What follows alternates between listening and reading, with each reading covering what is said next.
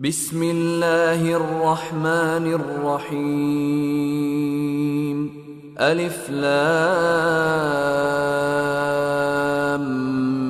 ميم. تلك آيات الكتاب الحكيم، هدى ورحمة للمحسنين الذين يقيمون الصلاة ويؤتون الزكاة وهم بالآخرة هم يوقنون. أولئك على هدى من ربهم وأولئك هم المفلحون. ومن الناس من يشتري لهو الحديث ليضل عن سبيل الله بغير علم ويتخذها هزوا، أولئك لهم عذاب مهين. وإذا تتلى عليه آياتنا ولى مستكبرا كأن لم يسمعها كأن في أذنيه وقرا، فبشره بعذاب أليم. إن الذين آمنوا وعملوا الصالحات لهم جنات النعيم خالدين فيها، وعد الله حقا وهو العزيز الحكيم. خلق السماوات بغير عمد ترونها وألقى في الأرض رواسي أن تميد بكم وبث فيها من كل دابة، وأنزلنا من السماء ماء فأنبتنا فيها من كل زوج كريم. هذا خلق الله فأروني ماذا خلق الذين من دونه، بل الظالمون في ضلال مبين. ولقد آتينا لقمان الحكمة أن اشكر لله،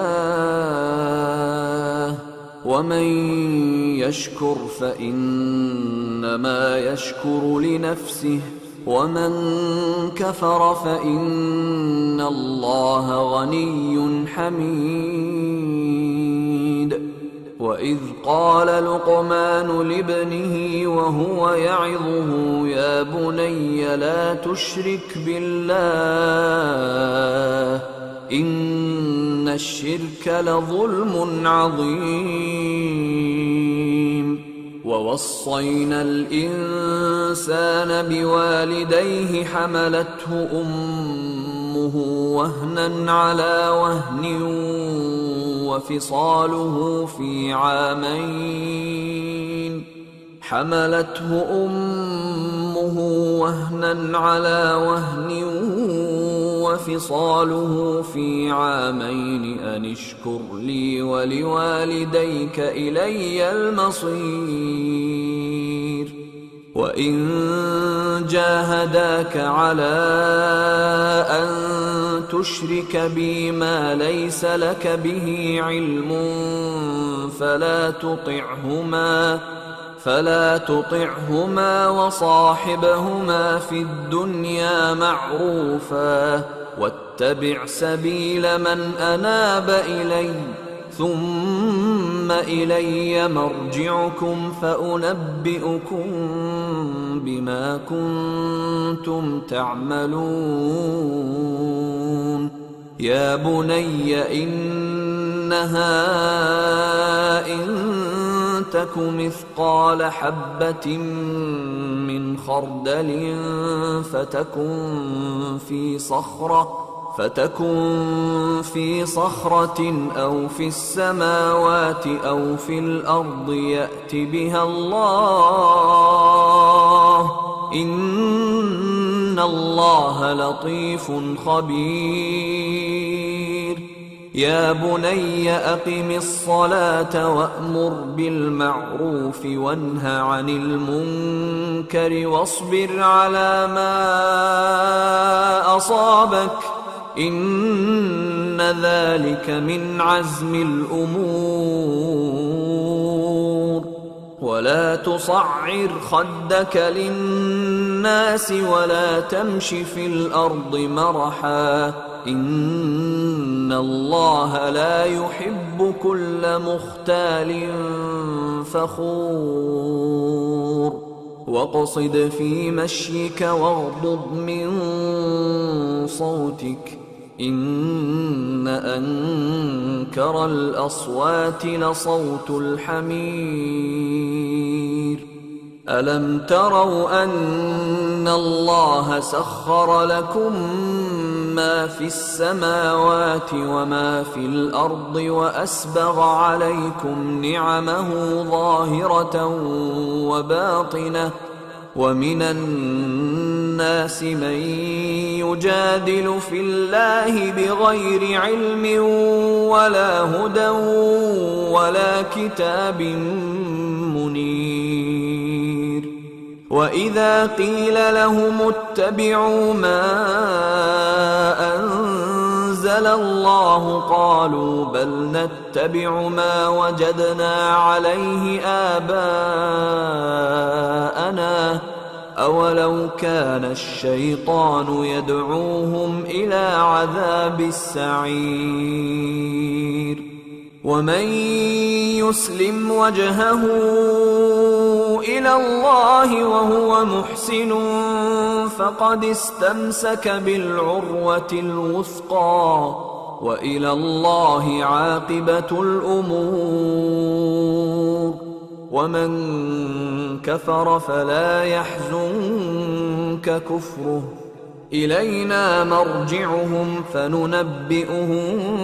بما عملوا إن الله عليم بذات الصدور. نمتعهم قليلا ثم نضطرهم إلى عذاب غليظ. ولئن سألتهم من خلق السماوات والأرض ليقولن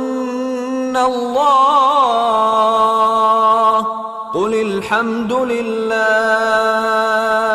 بل أكثرهم لا يعلمون. لله ما في السماوات والأرض إن الله هو الغني الحميد. ولو أن ما في الأرض من شجرة أقلام والبحر يمده من بعده 7 أبحر ما نفدت كلمات الله إن الله عزيز حكيم. ما خلقكم ولا بعثكم إلا كنفس واحدة إن الله سميع بصير. ألم تر أن الله يولج الليل في النهار ويولج النهار في الليل وسخر الشمس والقمر كل يجري إلى أجل مسمى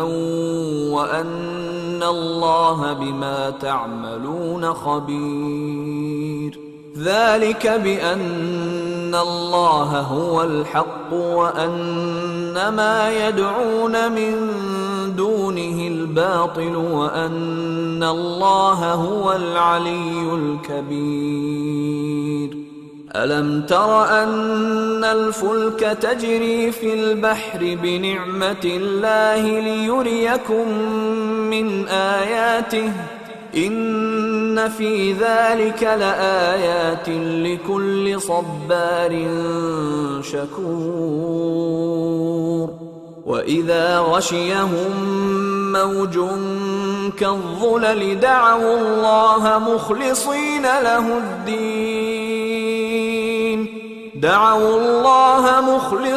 له الدين فلما نجاهم إلى البر فمنهم مقتصد وما يجحد بآياتنا إلا كل ختار كفور يا أيها الناس اتقوا ربكم واخشوا يوما لا يجزي والد عن ولده ولا مولود هو جاز عن والده شيئا إن وعد الله حق فلا تغرنكم الحياة الدنيا ولا يغرنكم بالله الغرور إن الله عنده علم الساعة وينزل الغيث ويعلم ما في الأرحام وما تدري نفس ماذا تكسب غدا وما تدري نفس بأي أرض تموت إن الله عليم خبير.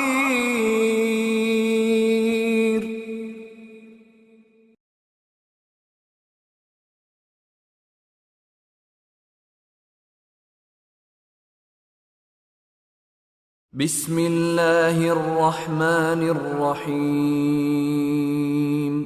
ألف لام ميم. تلك آيات الكتاب الحكيم هدى ورحمة للمحسنين الذين يقيمون الصلاة ويؤتون الزكاة وهم بالآخرة هم يوقنون أولئك على هدى من ربهم وأولئك هم المفلحون. ومن الناس من يشتري لهو الحديث ليضل عن سبيل الله بغير علم ويتخذها هزوا أولئك لهم عذاب مهين. وإذا تتلى عليه آياتنا ولى مستكبرا كأن لم يسمعها كأن في أذنيه وقرا فبشره بعذاب أليم. إن الذين آمنوا وعملوا الصالحات لهم جنات النعيم خالدين فيها وعد الله حقا وهو العزيز الحكيم. خلق السماوات بغير عمد ترونها وألقى في الأرض رواسي أن تميد بكم وبث فيها من كل دابة وأنزلنا من السماء ماء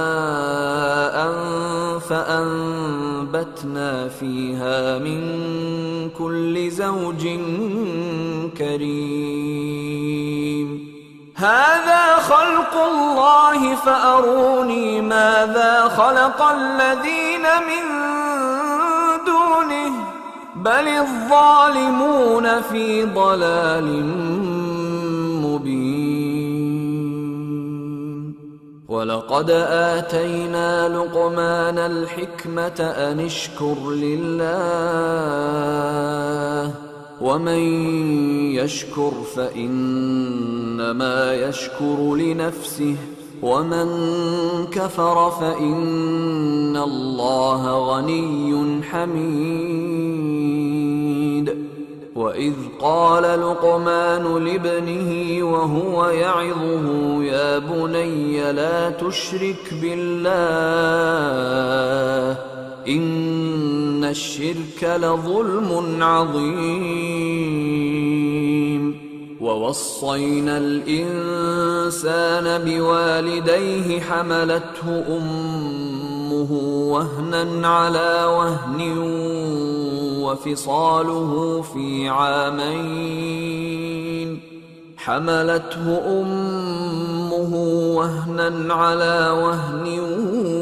وفصاله في عامين أن اشكر لي ولوالديك إلي المصير.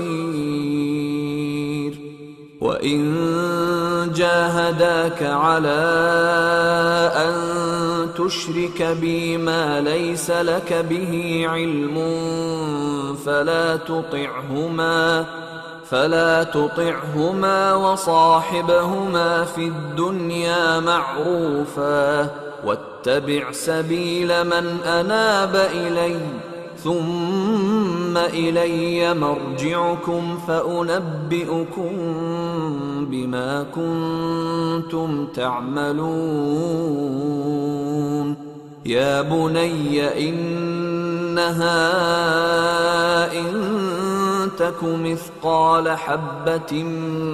من خردل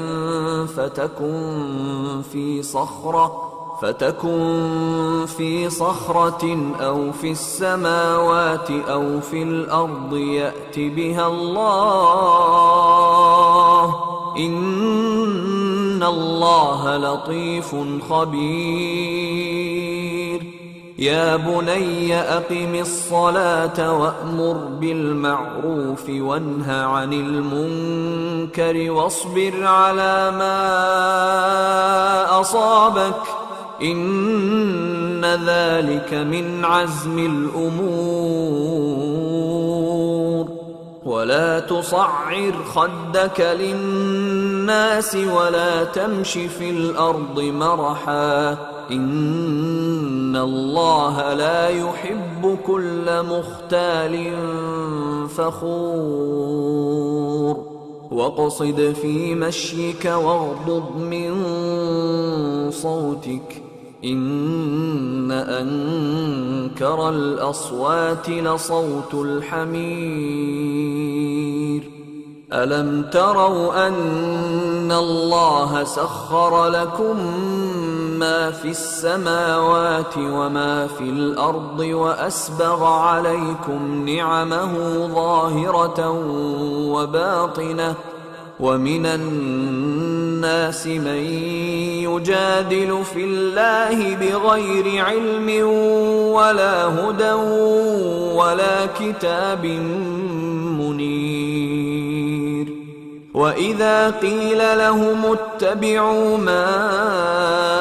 أنزل الله قالوا بل نتبع ما وجدنا عليه آباءنا أولو كان الشيطان يدعوهم إلى عذاب السعير. ومن يسلم وجهه إلى الله وهو محسن فقد استمسك بالعروة الوثقى وإلى الله عاقبة الأمور. ومن كفر فلا يحزنك كفره إلينا مرجعهم فننبئهم بما عملوا إن الله عليم بذات الصدور. نمتعهم قليلا ثم نضطرهم إلى عذاب غليظ ولئن سألتهم من خلق السماوات والأرض ليقولن الله قل الحمد لله بل أكثرهم لا يعلمون لله ما في السماوات والأرض إن الله هو الغني الحميد ولو أن ما في الأرض من شجرة أقلام والبحر يمده من بعده 7 أبحر ما نفدت كلمات الله إن الله عزيز حكيم ما خلقكم ولا بعثكم إلا كنفس واحدة إن الله سميع بصير ألم تر أن الله يولج الليل في النهار ويولج النهار في الليل وسخر الشمس والقمر كل يجري إلى أجل مسمى وأن الله بما تعملون خبير ذلك بأن الله هو الحق وأن ما يدعون من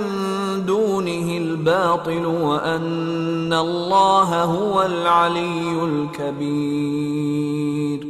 ألم تر أن الفلك تجري في البحر بنعمة الله ليريكم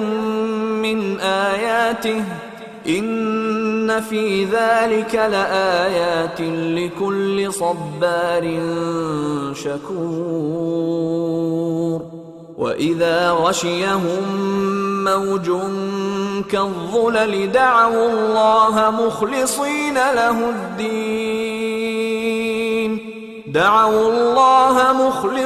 له الدين فلما نجاهم إلى البر فمنهم مقتصد وما يجحد بآياتنا إلا كل ختار كفور يا أيها الناس اتقوا ربكم واخشوا يوما لا يجزي والد عن ولده ولا مولود هو جاز عن والده شيئا إن وعد الله حق فلا تغرنكم الحياة الدنيا ولا يغرنكم بالله الغرور إن الله عنده علم الساعة وينزل الغيث ويعلم ما في الأرحام وما تدري نفس ماذا تكسب غدا وما تدري نفس بأي أرض تموت إن الله عليم خبير.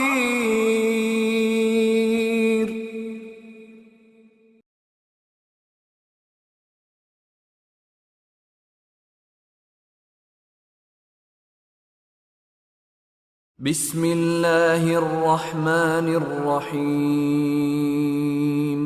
ألف لام ميم. تلك آيات الكتاب الحكيم هدى ورحمة للمحسنين. الذين يقيمون الصلاة ويؤتون الزكاة وهم بالآخرة هم يوقنون أولئك على هدى من ربهم وأولئك هم المفلحون ومن الناس من يشتري لهو الحديث ليضل عن سبيل الله بغير علم ويتخذها هزوا أولئك لهم عذاب مهين وإذا تتلى عليه آياتنا ولى مستكبرا كأن لم يسمعها كأن في أذنيه وقرا فبشره بعذاب أليم إن الذين آمنوا وعملوا الصالحات لهم جنات النعيم خالدين فيها وعد الله حقا وهو العزيز الحكيم خلق السماوات بغير عمد ترونها وألقى في الأرض رواسي أن تميد بكم وبث فيها من كل دابة وأنزلنا من السماء ماء فأنبتنا فيها من كل زوج كريم هذا خلق الله فأروني ماذا خلق الذين من دونه بل الظالمون في ضلال مبين ولقد آتينا لقمان الحكمة أن اشكر لله ومن يشكر فإنما يشكر لنفسه ومن كفر فإن الله غني حميد وإذ قال لقمان لابنه وهو يعظه يا بني لا تشرك بالله إن الشرك لظلم عظيم ووصينا الإنسان بوالديه حملته أمه وهنا على وهن وفصاله في عامين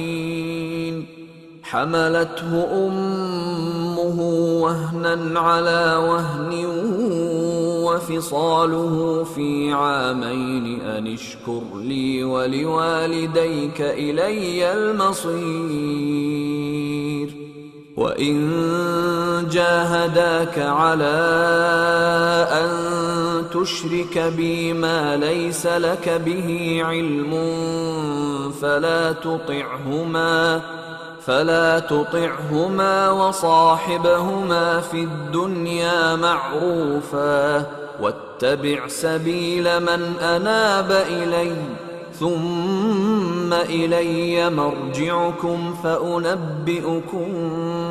بما كنتم تعملون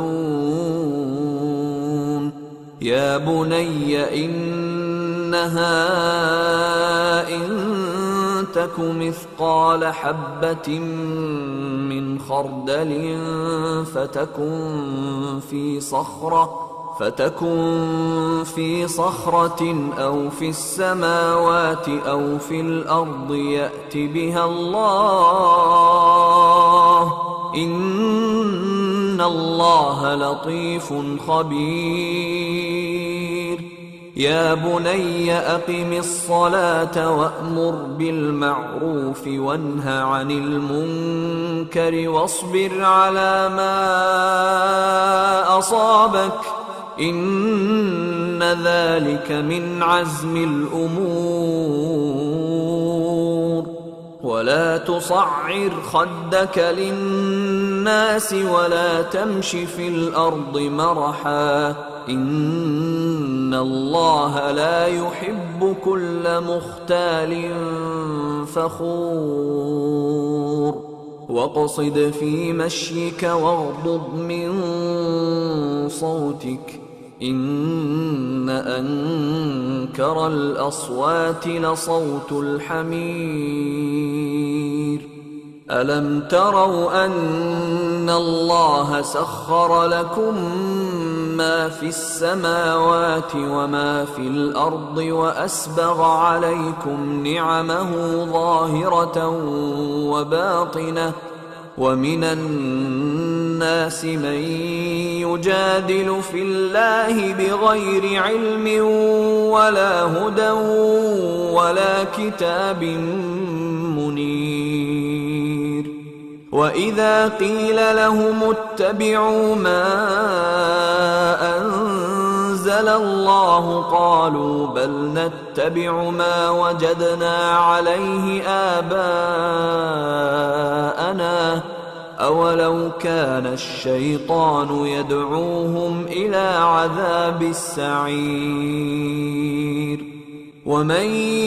يسلم وجهه إلى الله وهو محسن فقد استمسك بالعروة الوثقى وإلى الله عاقبة الأمور. ومن كفر فلا يحزنك كفره إلينا مرجعهم فننبئهم بما عملوا إن الله عليم بذات الصدور. نمتعهم قليلا ثم نضطرهم إلى عذاب غليظ. ولئن سألتهم من خلق السماوات والأرض ليقولن الله قل الحمد لله بل أكثرهم لا يعلمون. لله ما في السماوات والأرض إن الله هو الغني الحميد. ولو أن ما في الأرض من شجرة أقلام والبحر يمده من بعده 7 أبحر ما نفدت كلمات الله إن الله عزيز حكيم. ما خلقكم ولا بعثكم إلا كنفس واحدة إن الله سميع بصير. ألم تر أن الله يولج الليل في النهار ويولج النهار في الليل وسخر الشمس والقمر كل يجري إلى أجل مسمى وأن الله بما تعملون خبير. ذلك بأن الله هو الحق وأن ما يدعون من دونه الباطل وأن الله هو العلي الكبير. ألم تر أن الفلك تجري في البحر بنعمة الله ليريكم من آياته إن في ذلك لآيات لكل صبار شكور. وإذا غشيهم موج كالظلل دعوا الله مخلصين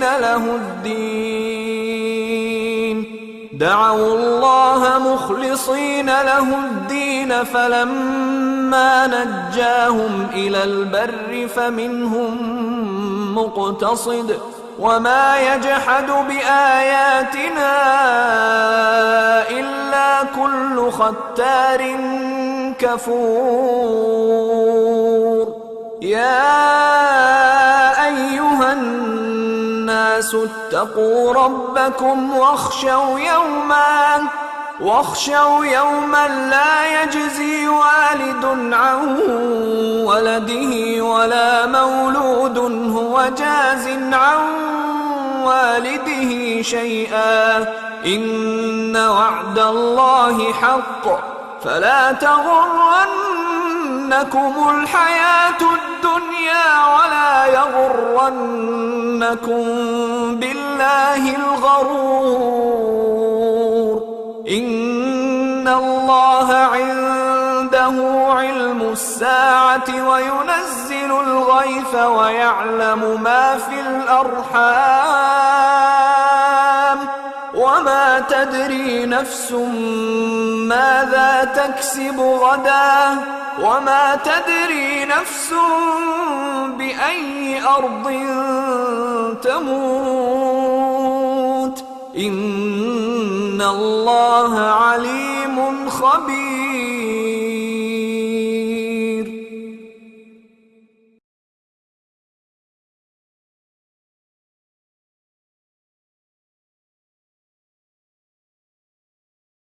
بسم الله الرحمن الرحيم. ألف لام ميم. تلك آيات الكتاب الحكيم هدى ورحمة للمحسنين الذين يقيمون الصلاة ويؤتون الزكاة وهم بالآخرة هم يوقنون أولئك على هدى من ربهم وأولئك هم المفلحون. ومن الناس من يشتري لهو الحديث ليضل عن سبيل الله بغير علم ويتخذها هزوا أولئك لهم عذاب مهين. وإذا تتلى عليه آياتنا ولى مستكبرا كأن لم يسمعها كأن في أذنيه وقرا فبشره بعذاب أليم. إن الذين آمنوا وعملوا الصالحات لهم جنات النعيم خالدين فيها وعد الله حقا وهو العزيز الحكيم. خلق السماوات بغير عمد ترونها وألقى في الأرض رواسي أن تميد بكم وبث فيها من كل دابة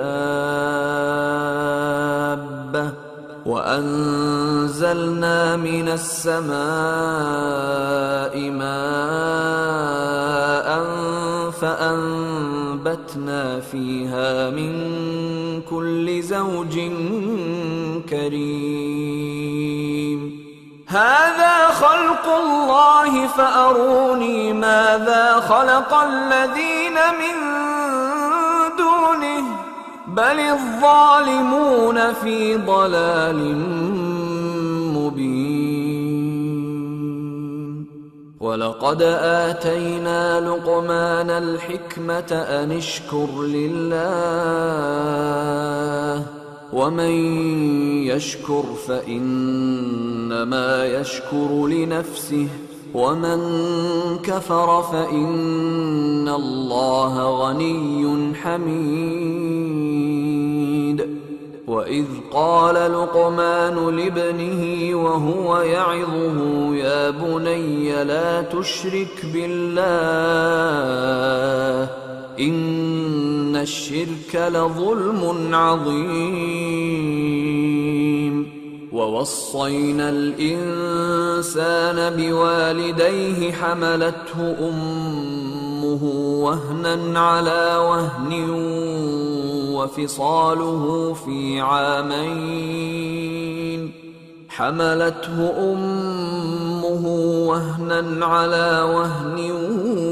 وفصاله في عامين أن اشكر لي ولوالديك إلي المصير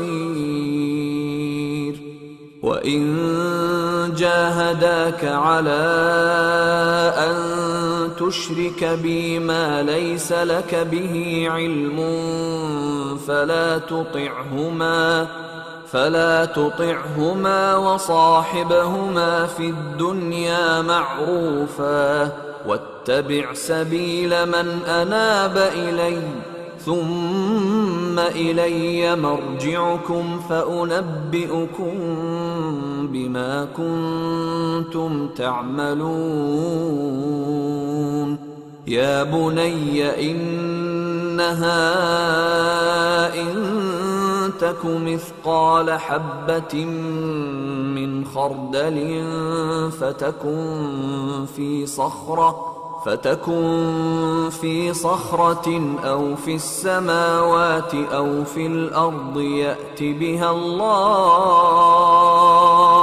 إن الله لطيف خبير يا بني أقم الصلاة وأمر بالمعروف وانه عن المنكر واصبر على ما أصابك إن ذلك من عزم الأمور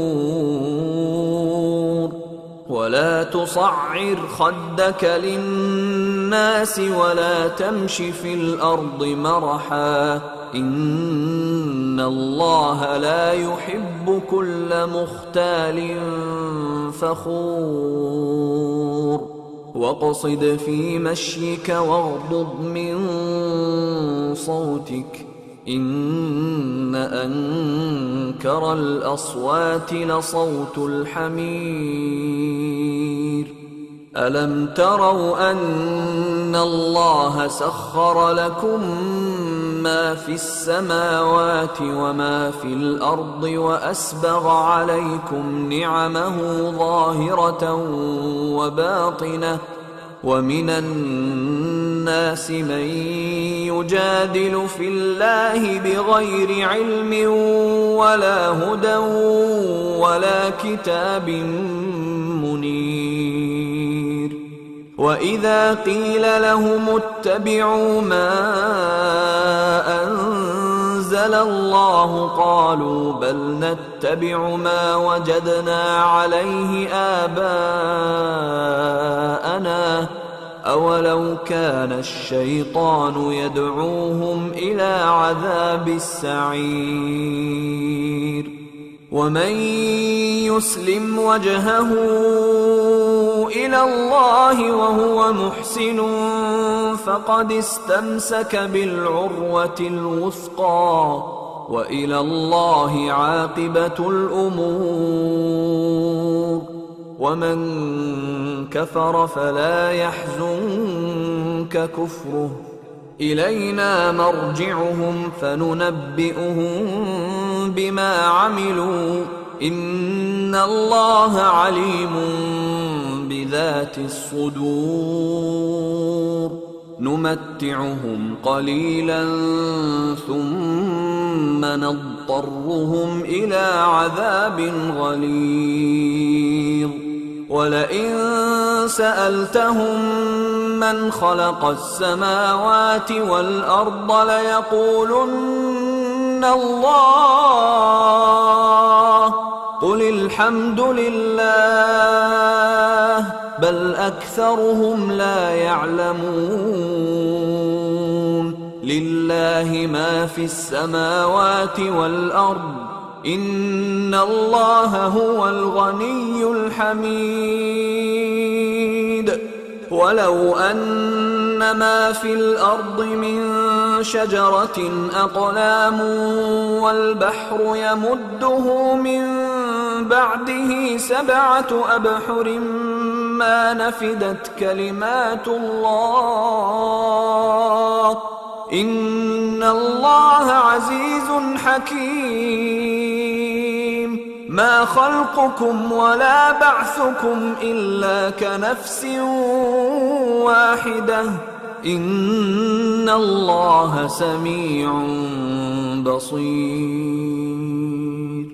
ألم تر أن الله يولج الليل في النهار ويولج النهار في الليل وسخر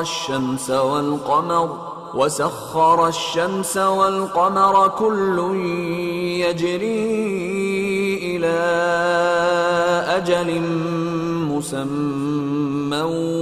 وأن الله بما تعملون خبير. ذلك بأن الله هو الحق وأن ما يدعون من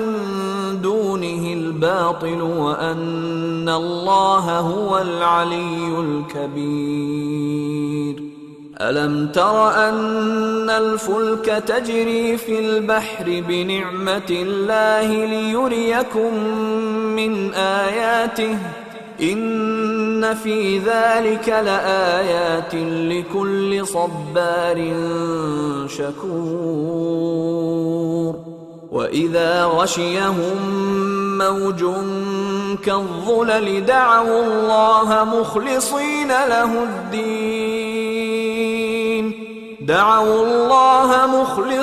له الدين فلما نجاهم إلى البر فمنهم مقتصد وما يجحد بآياتنا إلا كل ختار كفور. يا أيها الناس اتقوا ربكم واخشوا يوما لا يجزي والد عن ولده ولا مولود هو جاز عن والده شيئا إن وعد الله حق فلا تغرنكم الحياة الدنيا ولا يغرنكم بالله الغرور. إن الله عنده علم الساعة وينزل الغيث ويعلم ما في الأرحام وما تدري نفس ماذا تكسب غدا وما تدري نفس بأي أرض تموت إن الله عليم خبير.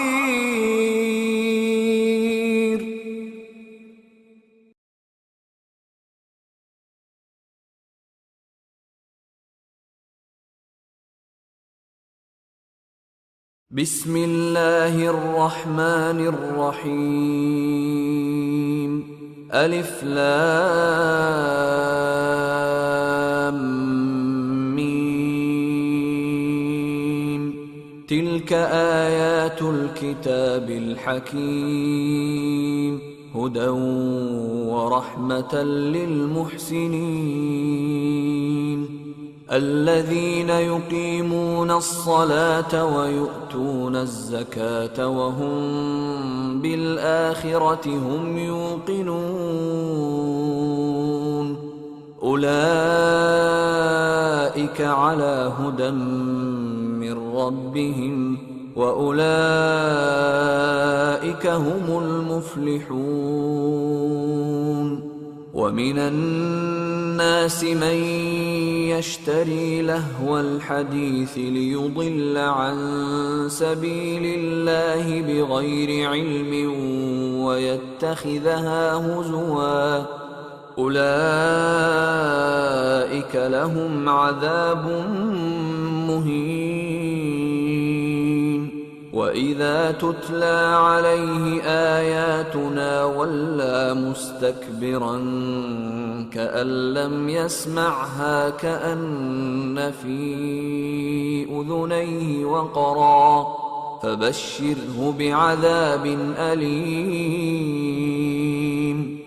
إن الذين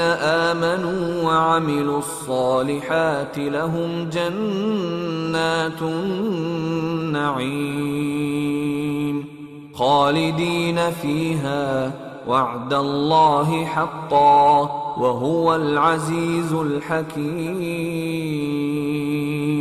خلق السماوات بغير عمد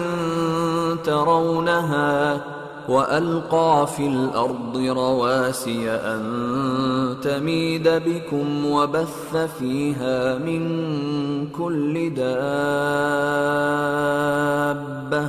وأنزلنا من السماء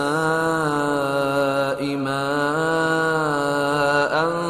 فأنبتنا فيها من كل زوج كريم. هذا خلق الله فأروني ماذا خلق الذين من دونه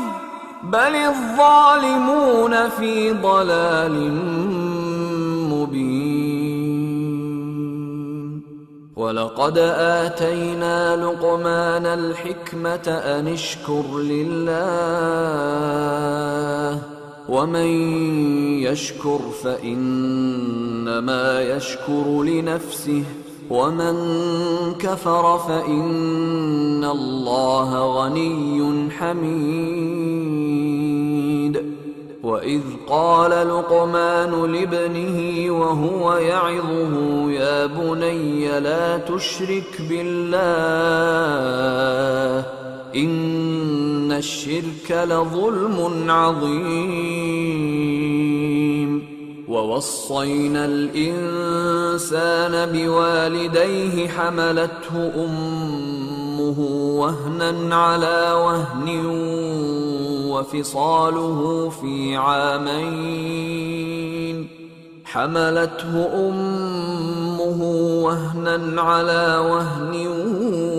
وفصاله في عامين أن اشكر لي ولوالديك إلي المصير.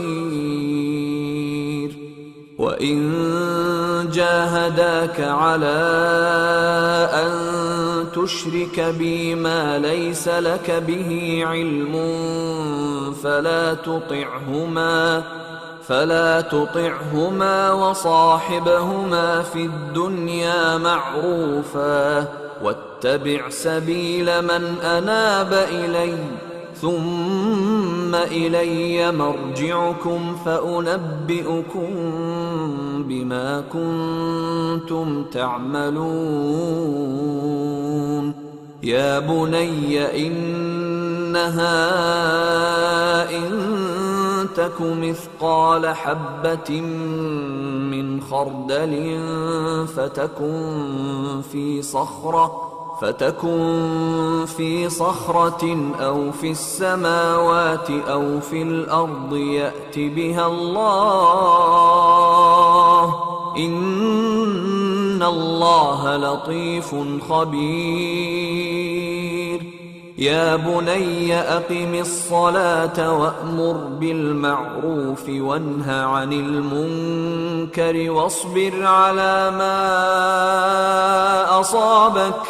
إن ذلك من عزم الأمور. ولا تصعر خدك للناس ولا تمش في الأرض مرحا إن الله لا يحب كل مختال فخور. واقصد في مشيك واغضض من صوتك إن أنكر الأصوات لصوت الحمير. ألم تروا أن الله سخر لكم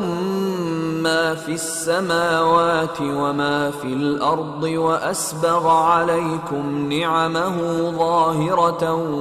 وباطنة ومن الناس من يجادل في الله بغير علم ولا هدى ولا كتاب منير وإذا قيل لهم اتبعوا ما أنزل الله قالوا بل نتبع ما وجدنا عليه آباءنا أولو كان الشيطان يدعوهم إلى عذاب السعير ومن يسلم وجهه إلى الله وهو محسن فقد استمسك بالعروة الوثقى وإلى الله عاقبة الأمور ومن كفر فلا يحزنك كفره إلينا مرجعهم فننبئهم بما عملوا إن الله عليم بذات الصدور نمتعهم قليلا ثم نضطرهم إلى عذاب غليظ ولئن سألتهم من خلق السماوات والأرض ليقولن الله قل الحمد لله بل أكثرهم لا يعلمون لله ما في السماوات والأرض إن الله هو الغني الحميد ولو أن ما في الأرض من شجرة أقلام والبحر يمده من بعده 7 أبحر ما نفدت كلمات الله إن الله عزيز حكيم ما خلقكم ولا بعثكم إلا كنفس واحدة إن الله سميع بصير ألم تر أن الله يولج الليل في النهار ويولج النهار في الليل وسخر الشمس والقمر كل يجري إلى أجل مسمى وأن الله بما تعملون خبير ذلك بأن الله هو الحق وأن ما يدعون من دونه الباطل وأن الله هو العلي الكبير ألم تر أن الفلك تجري في البحر بنعمة الله ليريكم من آياته إن في ذلك لآيات لكل صبار شكور وإذا غشيهم موج كالظلل دعوا الله مخلصين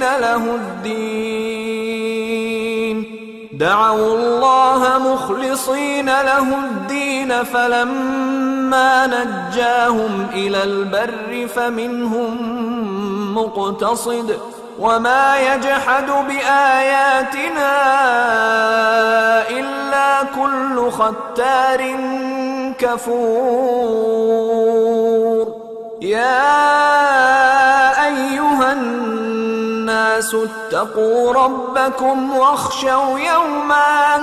واخشوا يوما لا يجزي والد عن ولده ولا مولود هو جاز عن والده شيئا إن وعد الله حق فلا تغرنكم الحياة الدنيا ولا يغرنكم بالله الغرور إن الله عنده علم الساعة وينزل الغيث ويعلم ما في الأرحام وما تدري نفس ماذا تكسب غدا وما تدري نفس بأي أرض تموت إن الله عليم خبير.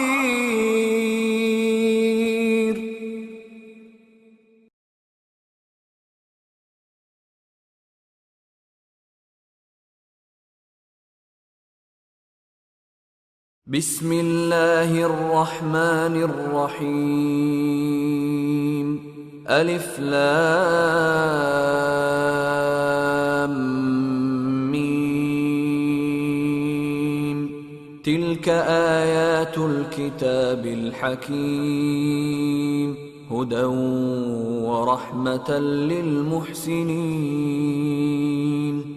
الذين يقيمون الصلاة ويؤتون الزكاة وهم بالآخرة هم يوقنون أولئك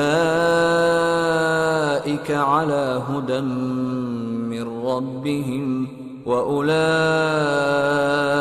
هم المفلحون. ومن الناس من يشتري لهو الحديث ليضل عن سبيل الله بغير علم ويتخذها هزوا أولئك لهم عذاب مهين. وإذا تتلى عليه آياتنا ولى مستكبرا كأن لم يسمعها كأن في أذنيه وقرا فبشره بعذاب أليم. إن الذين آمنوا وعملوا الصالحات لهم جنات النعيم خالدين فيها وعد الله حقا وهو العزيز الحكيم. خلق السماوات بغير عمد ترونها وألقى في الأرض رواسي أن تميد بكم وبث فيها من كل دابة وأنزلنا من السماء ماء فأنبتنا فيها من كل زوج كريم. هذا خلق الله فأروني ماذا خلق الذين من دونه بل الظالمون في ضلال مبين. ولقد آتينا لقمان الحكمة أن اشكر لله ومن يشكر فإنما يشكر لنفسه ومن كفر فإن الله غني حميد. وإذ قال لقمان لابنه وهو يعظه يا بني لا تشرك بالله إن الشرك لظلم عظيم. ووصينا الإنسان بوالديه حملته أمه وهنا على وهن وفصاله في عامين حملته أمه وهنا على وهن وفصاله في عامين أن اشكر لي ولوالديك إلي المصير وإن جاهداك على أن تشرك بي ما ليس لك به علم فلا تطعهما وصاحبهما في الدنيا معروفا واتبع سبيل من أناب إلي ثم إلي مرجعكم فأنبئكم بما كنتم تعملون يا بني إنها إن تك مثقال حبة من خردل فتكن في صخرة أو في السماوات أو في الأرض يأت بها الله إن الله لطيف خبير يا بني أقم الصلاة وأمر بالمعروف وانه عن المنكر واصبر على ما أصابك إن ذلك من عزم الأمور ولا تصعر خدك للناس ولا تمش في الأرض مرحا إن الله لا يحب كل مختال فخور واقصد في مشيك واغضض من صوتك إن أنكر الأصوات لصوت الحمير ألم تروا أن الله سخر لكم ما في السماوات وما في الأرض وأسبغ عليكم نعمه ظاهرة وباطنة ومن الناس من يجادل في الله بغير علم ولا هدى ولا كتاب منير وإذا قيل لهم اتبعوا ما أنزل الله قالوا بل نتبع ما وجدنا عليه آباءنا أولو كان الشيطان يدعوهم إلى عذاب السعير ومن يسلم وجهه إلى الله وهو محسن فقد استمسك بالعروة الوثقى وإلى الله عاقبة الأمور ومن كفر فلا يحزنك كفره إلينا مرجعهم فننبئهم بما عملوا إن الله عليم بذات الصدور نمتعهم قليلا ثم نضطرهم إلى عذاب غليظ ولئن سألتهم من خلق السماوات والأرض ليقولن الله قل الحمد لله بل أكثرهم لا يعلمون لله ما في السماوات والأرض إن الله هو الغني الحميد ولو أن ما في الأرض من شجرة أقلام والبحر يمده من بعده 7 أبحر ما نفدت كلمات الله إن الله عزيز حكيم ما خلقكم ولا بعثكم إلا كنفس واحدة إن الله سميع بصير. ألم تر أن الله يولج الليل في النهار ويولج النهار في الليل وسخر الشمس والقمر كل يجري إلى أجل مسمى وأن الله بما تعملون خبير. ذلك بأن الله هو الحق وأن ما يدعون من دونه الباطل وأن الله هو العلي الكبير. ألم تر أن الفلك تجري في البحر بنعمة الله ليريكم من آياته إن في ذلك لآيات لكل صبار شكور. وإذا غشيهم موج كالظلل دعوا الله مخلصين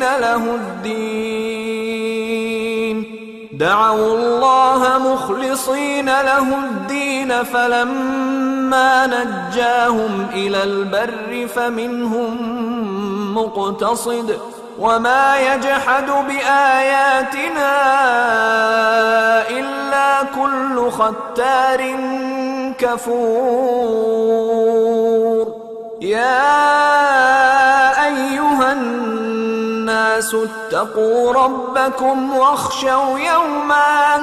واخشوا يوما لا يجزي والد عن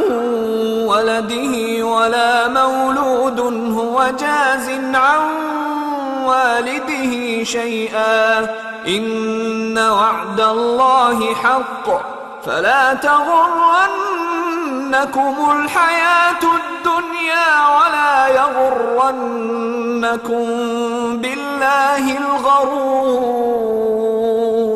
إن الله عنده علم الساعة وينزل الغيث ويعلم ما في الأرحام وما تدري نفس ماذا تكسب غدا وما تدري نفس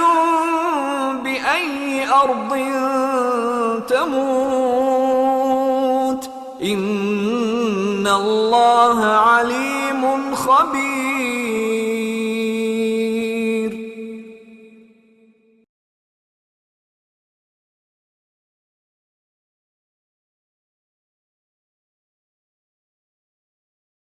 بسم الله الرحمن الرحيم. ألف لام ميم. تلك آيات الكتاب الحكيم هدى ورحمة للمحسنين الذين يقيمون الصلاة ويؤتون الزكاة وهم بالآخرة هم يوقنون أولئك على هدى من ربهم وأولئك هم المفلحون. ومن الناس من يشتري لهو الحديث ليضل عن سبيل الله بغير علم ويتخذها هزوا أولئك لهم عذاب مهين. وإذا تتلى عليه آياتنا ولى مستكبرا كأن لم يسمعها كأن في أذنيه وقرا فبشره بعذاب أليم. إن الذين آمنوا وعملوا الصالحات لهم جنات النعيم خالدين فيها وعد الله حقا وهو العزيز الحكيم. خلق السماوات بغير عمد ترونها وألقى في الأرض رواسي أن تميد بكم وبث فيها من كل دابة وأنزلنا من السماء ماء فأنبتنا فيها من كل زوج كريم. هذا خلق الله فأروني ماذا خلق الذين من دونه بل الظالمون في ضلال مبين. ولقد آتينا لقمان الحكمة أن اشكر لله ومن يشكر فإنما يشكر لنفسه ومن كفر فإن الله غني حميد. وإذ قال لقمان لابنه وهو يعظه يا بني لا تشرك بالله إن الشرك لظلم عظيم. ووصينا الإنسان بوالديه حملته أمه وهنا على وهن وفصاله في عامين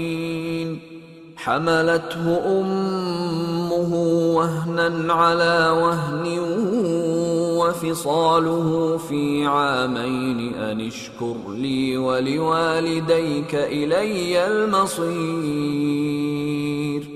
وإن جاهداك على أن تشرك بي ما ليس لك به علم فلا تطعهما وصاحبهما في الدنيا معروفا واتبع سبيل من أناب إلي ثم إلي مرجعكم فأنبئكم بما كنتم تعملون.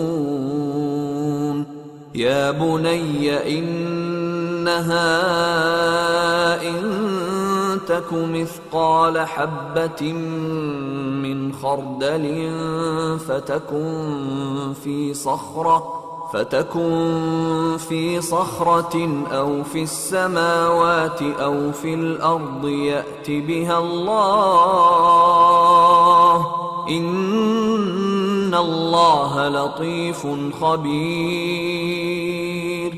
يا بني أقم الصلاة وأمر بالمعروف وانه عن المنكر واصبر على ما أصابك إن ذلك من عزم الأمور. ولا تصعر خدك للناس ولا تمش في الأرض مرحا إن الله لا يحب كل مختال فخور.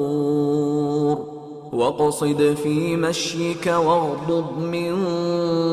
صوتك إن أنكر الأصوات لصوت الحمير. ألم تروا أن الله سخر لكم ما في السماوات وما في الأرض وأسبغ عليكم نعمه ظاهرة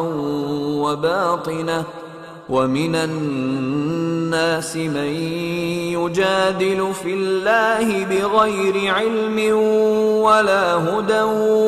ولا كتاب منير.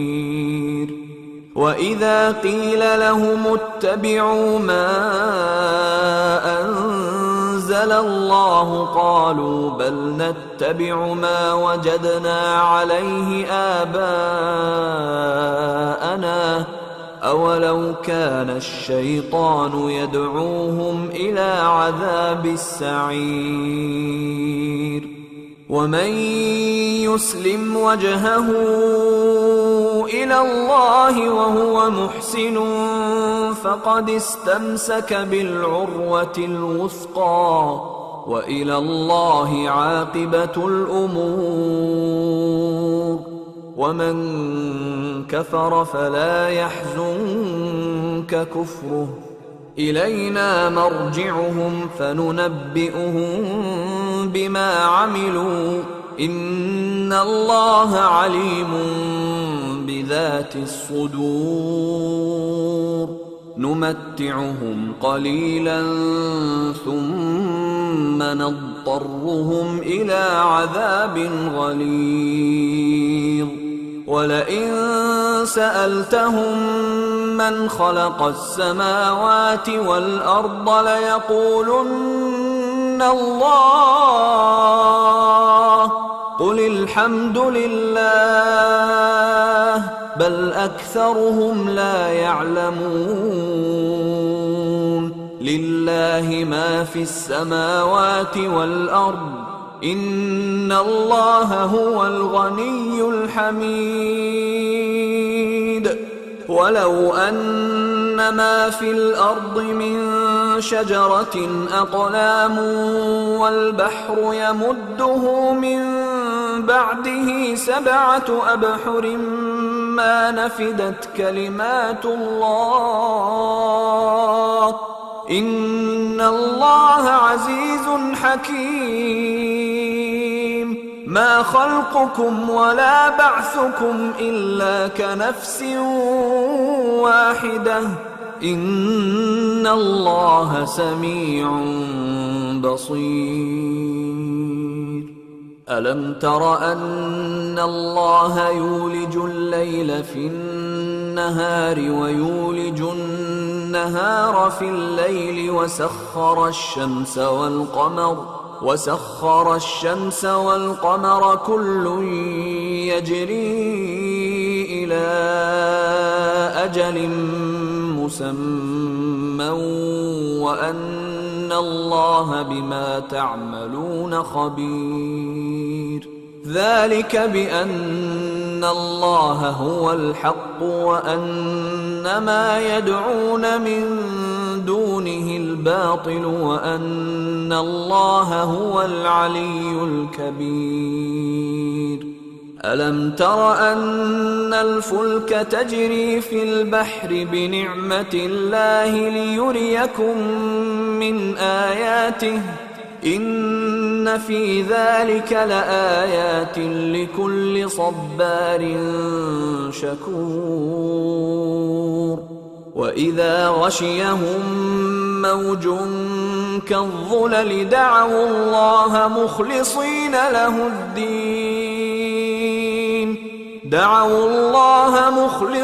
له الدين فلما نجاهم إلى البر فمنهم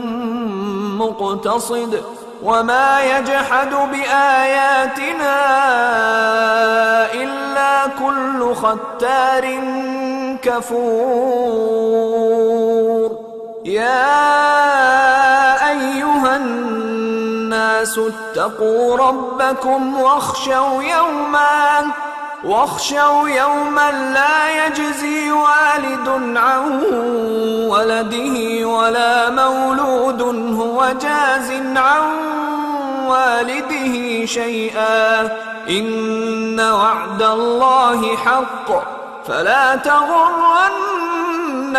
الحياة الدنيا ولا يغرنكم بالله الغرور إن الله عنده علم الساعة وينزل الغيث ويعلم ما في الأرحام وما تدري نفس ماذا تكسب غدا وما تدري نفس بأي أرض تموت إن الله عليم خبير.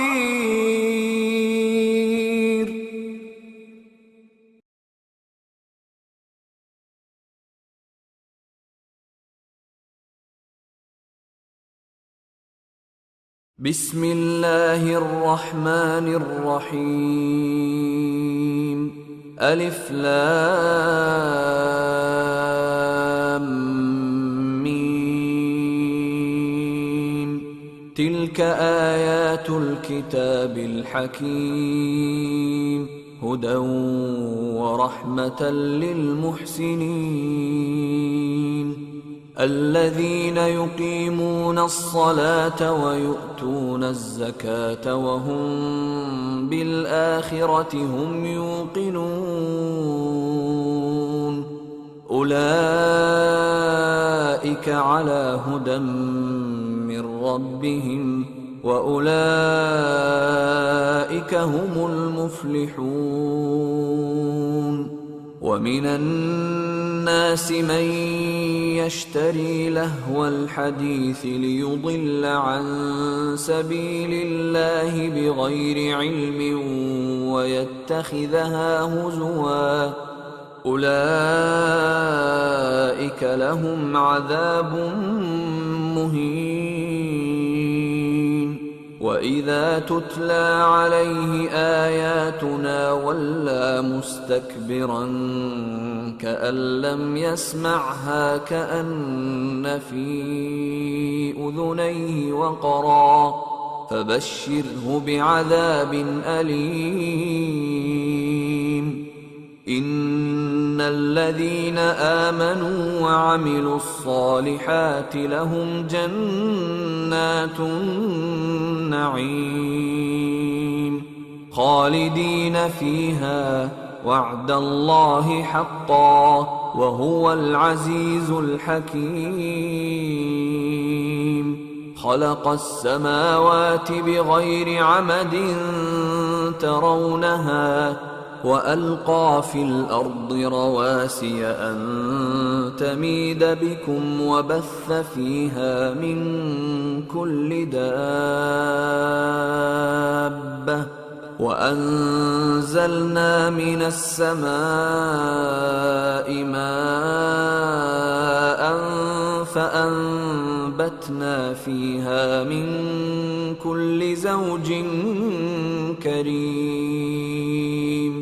هذا خلق الله فأروني ماذا خلق الذين من دونه بل الظالمون في ضلال مبين. ولقد آتينا لقمان الحكمة أن اشكر لله ومن يشكر فإنما يشكر لنفسه ومن كفر فإن الله غني حميد. وإذ قال لقمان لابنه وهو يعظه يا بني لا تشرك بالله إن الشرك لظلم عظيم. ووصينا الإنسان بوالديه حملته أمه وهنا على وهن وفصاله في عامين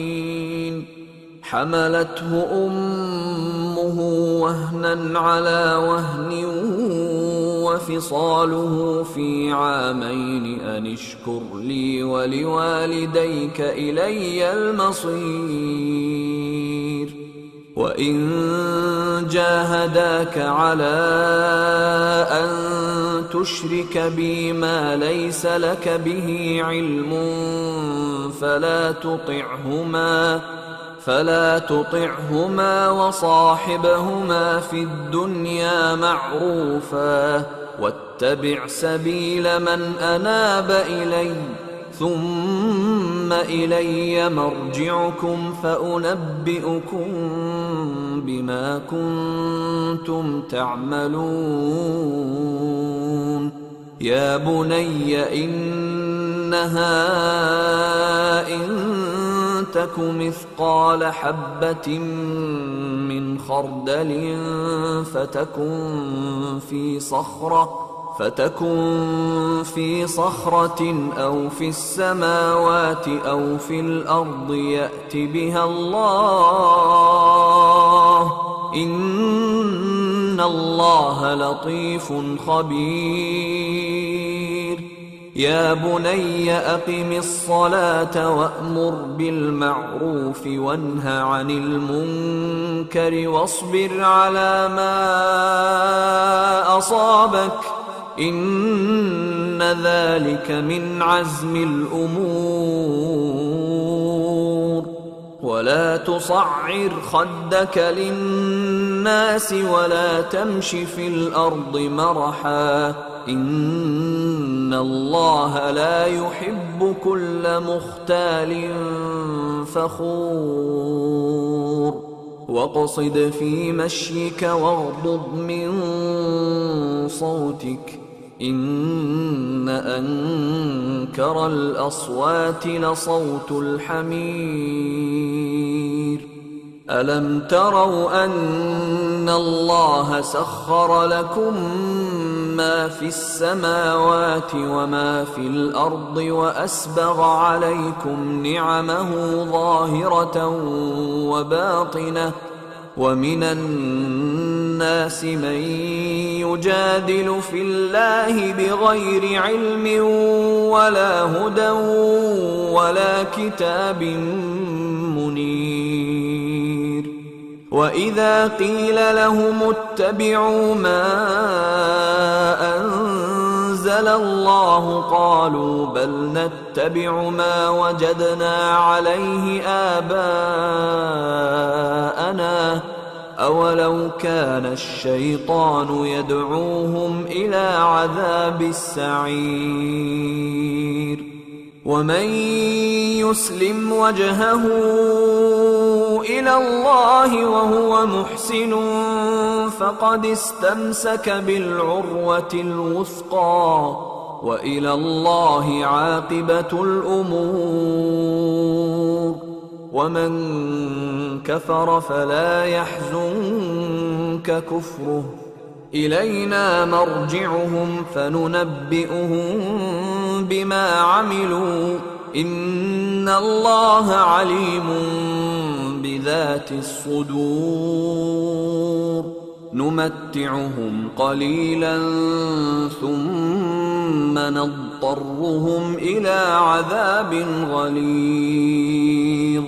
ولئن سألتهم من خلق السماوات والأرض ليقولن الله قل الحمد لله بل أكثرهم لا يعلمون لله ما في السماوات والأرض إن الله هو الغني الحميد ولو أن ما في الأرض من شجرة أقلام والبحر يمده من بعده 7 أبحر ما نفدت كلمات الله إن الله عزيز حكيم ما خلقكم ولا بعثكم إلا كنفس واحدة إن الله سميع بصير ألم تر أن الله يولج الليل في النهار ويولج النهار في الليل وسخر الشمس والقمر كل يجري إلى أجل مسمى وأن الله بما تعملون خبير. ذلك بأن الله هو الحق وأن ما يدعون من دونه الباطل وأن الله هو العلي الكبير. ألم تر أن الفلك تجري في البحر بنعمة الله ليريكم من آياته إن في ذلك لآيات لكل صبار شكور. وإذا غشيهم موج كالظلل دعوا الله مخلصين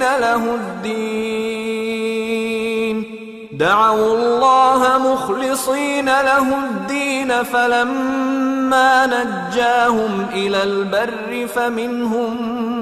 مقتصد وما يجحد بآياتنا إلا كل ختار كفور. يا أيها الناس اتقوا ربكم واخشوا يوما لا يجزي والد عن ولده ولا مولود هو جاز عن والده شيئا إن وعد الله حق فلا تغرنكم الحياة الدنيا ولا يغرنكم بالله الغرور. إن الله عنده علم الساعة وينزل الغيث ويعلم ما في الأرحام وما تدري نفس ماذا تكسب غدا وما تدري نفس بأي أرض تموت إن الله عليم خبير.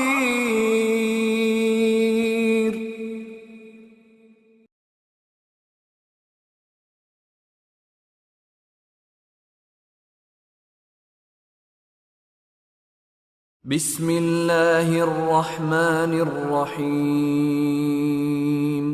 ألف لام ميم. تلك آيات الكتاب الحكيم هدى ورحمة للمحسنين الذين يقيمون الصلاة ويؤتون الزكاة وهم بالآخرة هم يوقنون أولئك على هدى من ربهم وأولئك هم المفلحون. ومن الناس من يشتري لهو الحديث ليضل عن سبيل الله بغير علم ويتخذها هزوا أولئك لهم عذاب مهين. وإذا تتلى عليه آياتنا ولى مستكبرا كأن لم يسمعها كأن في أذنيه وقرا فبشره بعذاب أليم. إن الذين آمنوا وعملوا الصالحات لهم جنات النعيم خالدين فيها وعد الله حقا وهو العزيز الحكيم. خلق السماوات بغير عمد ترونها وألقى في الأرض رواسي أن تميد بكم وبث فيها من كل دابة وأنزلنا من السماء ماء فأنبتنا فيها من كل زوج كريم هذا خلق الله فأروني ماذا خلق الذين من دونه بل الظالمون في ضلال مبين ولقد آتينا لقمان الحكمة أن اشكر لله ومن يشكر فإنما يشكر لنفسه ومن كفر فإن الله غني حميد وإذ قال لقمان لابنه وهو يعظه يا بني لا تشرك بالله إن الشرك لظلم عظيم ووصينا الإنسان بوالديه حملته أمه وهنا على وهن وفصاله في عامين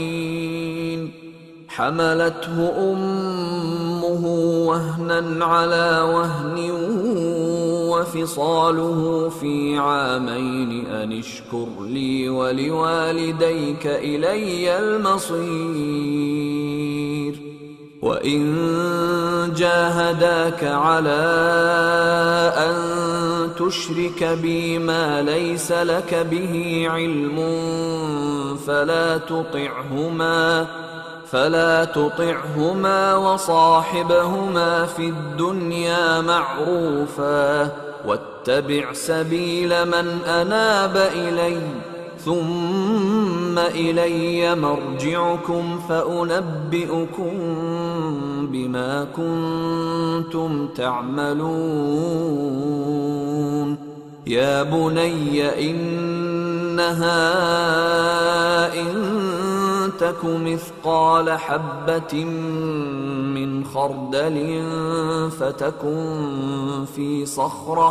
فتكن في صخرة أو في السماوات أو في الأرض يأت بها الله إن الله لطيف خبير يا بني أقم الصلاة وأمر بالمعروف وانه عن المنكر واصبر على ما أصابك إن ذلك من عزم الأمور ولا تصعر خدك للناس ولا تمش في الأرض مرحا إن الله لا يحب كل مختال فخور واقصد في مشيك واغضض من صوتك إن أنكر الأصوات لصوت الحمير ألم تروا أن الله سخر لكم ما في السماوات وما في الأرض وأسبغ عليكم نعمه ظاهرة وباطنة ومن الناس من يجادل في الله بغير علم ولا هدى ولا كتاب منير وإذا قيل لهم اتبعوا ما أنزل الله قالوا بل نتبع ما وجدنا عليه آباءنا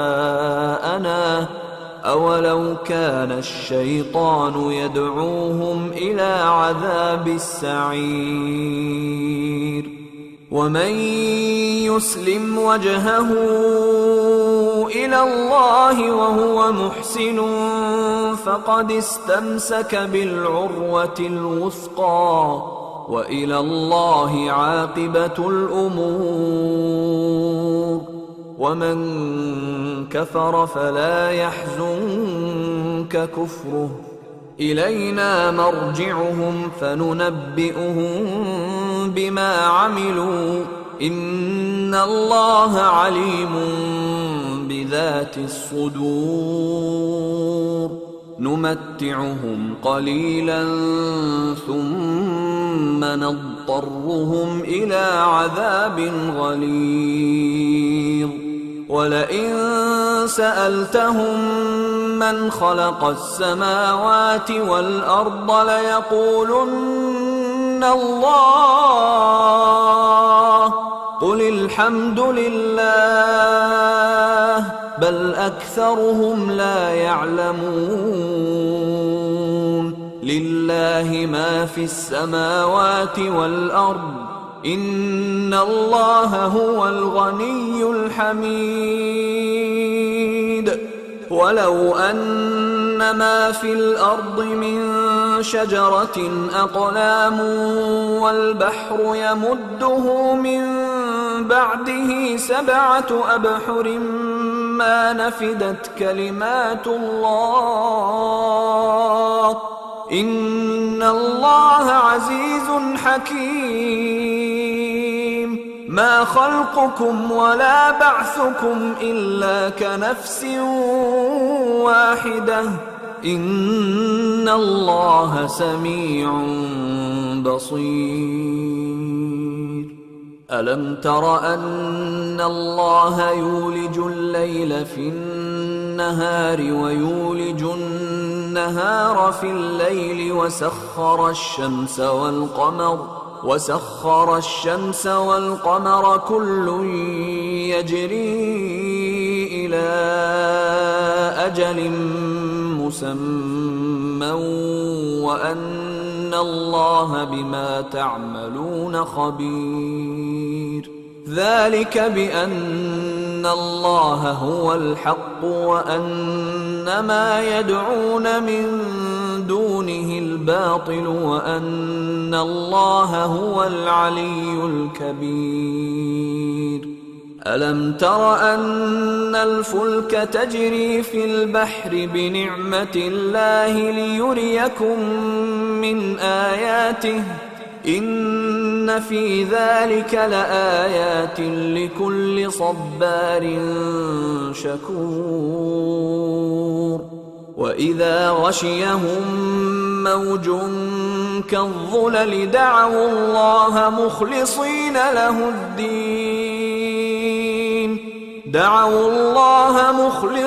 له الدين فلما نجاهم إلى البر فمنهم مقتصد وما يجحد بآياتنا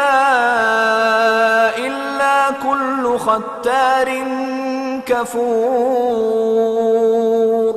يا أيها الناس اتقوا ربكم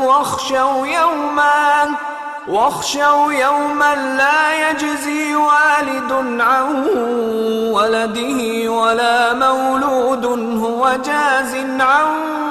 والده شيئا إن وعد الله حق فلا تغرنكم الحياة الدنيا ولا يغرنكم بالله الغرور إن الله عنده علم الساعة وينزل الغيث ويعلم ما في الأرحام وما تدري نفس ماذا تكسب غدا وما تدري نفس بأي أرض تموت إن الله عليم خبير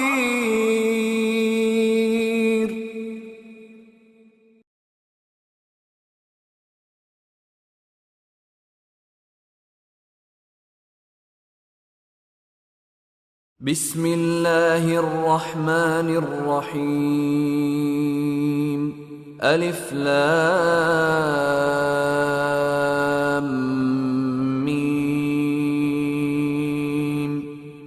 تلك آيات الكتاب الحكيم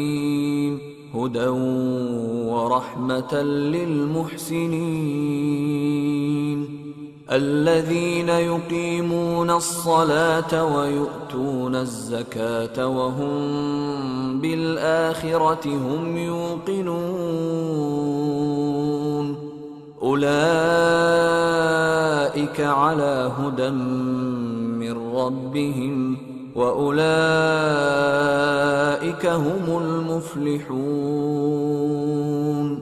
ومن الناس من يشتري لهو الحديث ليضل عن سبيل الله بغير علم ويتخذها هزوا أولئك لهم عذاب مهين وإذا تتلى عليه آياتنا ولى مستكبرا كأن لم يسمعها كأن في أذنيه وقرا فبشره بعذاب أليم إن الذين آمنوا وعملوا الصالحات لهم جنات النعيم خالدين فيها وعد الله حقا وهو العزيز الحكيم خلق السماوات بغير عمد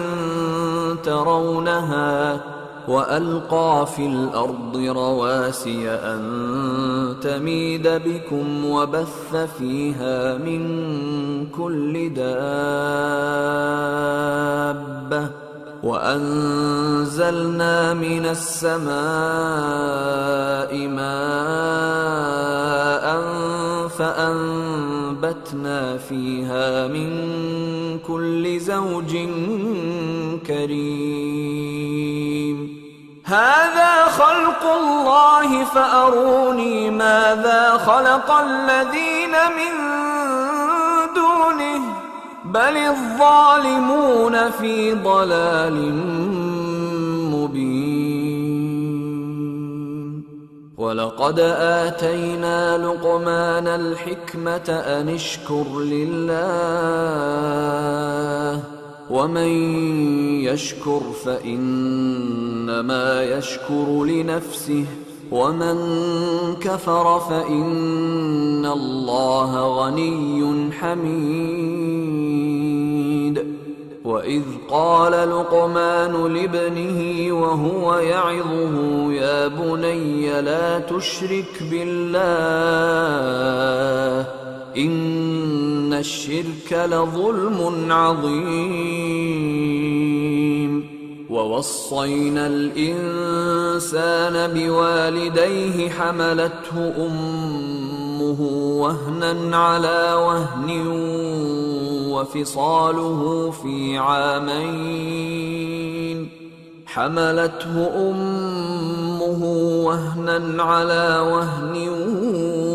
وفصاله في عامين أن اشكر لي ولوالديك إلي المصير وإن جاهداك على أن تشرك بي ما ليس لك به علم فلا تطعهما وصاحبهما في الدنيا معروفا واتبع سبيل من أناب إلي ثم إلي مرجعكم فأنبئكم بما كنتم تعملون يا بني إنها إن تك مثقال حبة من خردل فتكن في صخرة أو في السماوات أو في الأرض يأت بها الله إن الله لطيف خبير يا بني أقم الصلاة وأمر بالمعروف وانه عن المنكر واصبر على ما أصابك إن ذلك من عزم الأمور ولا تصعر خدك للناس ولا تمش في الأرض مرحا إن الله لا يحب كل مختال فخور واقصد في مشيك واغضض من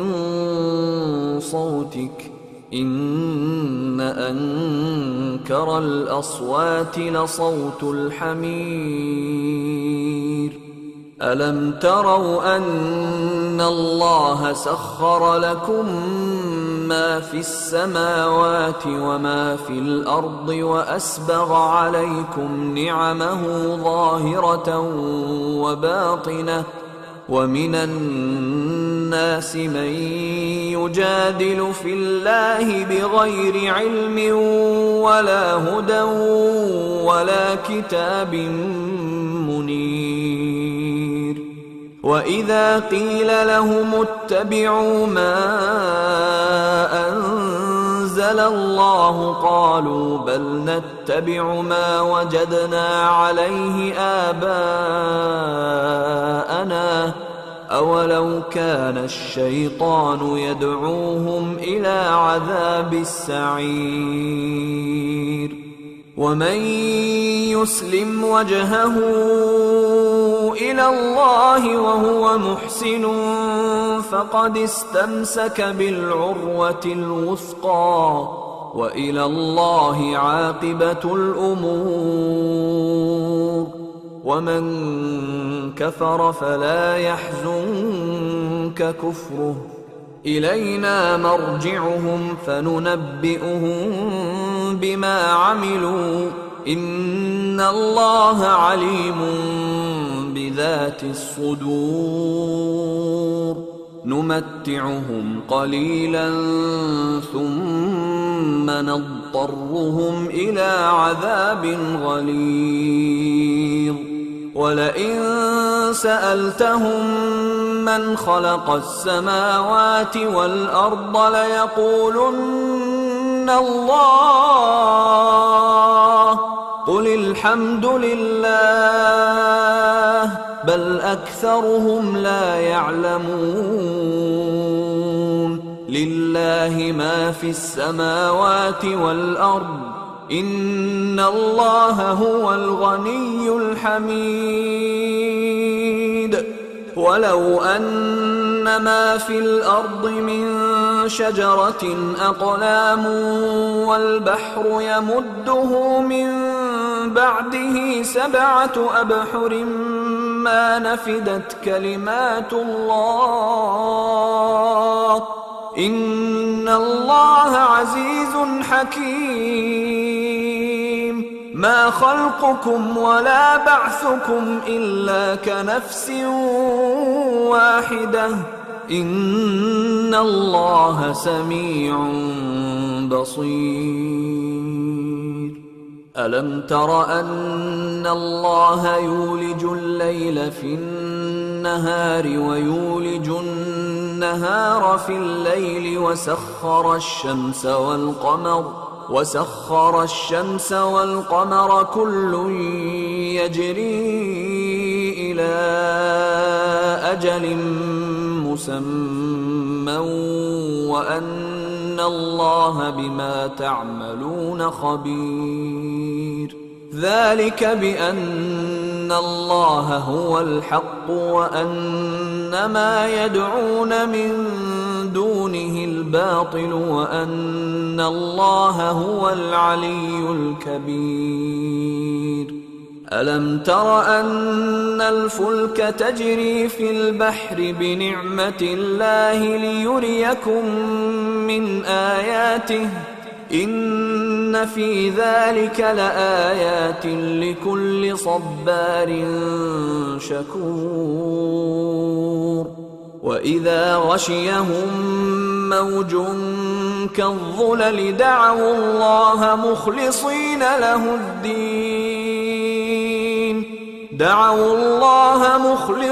له الدين فلما نجاهم إلى البر فمنهم مقتصد وما يجحد بآياتنا إلا كل ختار كفور. يا أيها الناس اتقوا ربكم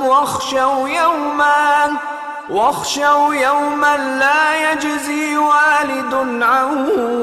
ولده ولا مولود هو جاز عن والده شيئا إن وعد الله حق فلا تغرنكم الحياة الدنيا ولا يغرنكم بالله الغرور. إن الله عنده علم الساعة وينزل الغيث ويعلم ما في الأرحام وما تدري نفس ماذا تكسب غدا وما تدري نفس بأي أرض تموت إن الله عليم خبير.